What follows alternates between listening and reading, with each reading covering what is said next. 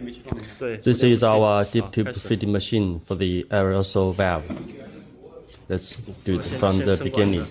First of all, let's insert the diptube into the machine part through the frame and then through this bar and inside the sliding part, and manually cut the tube to feed the tube inside the sliding.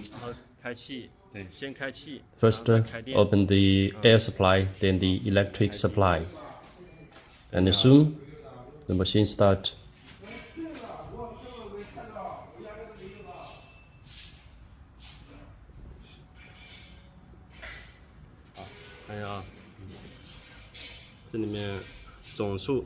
There are different data, including total and current. Now let's clean. Press the clearing button in the touch screen.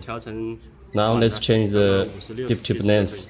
The password is 777887, and then input 50. And start the vibrator until the motor origin is okay. Then you can press the green button to start the inserting. Okay, the machine is now moving on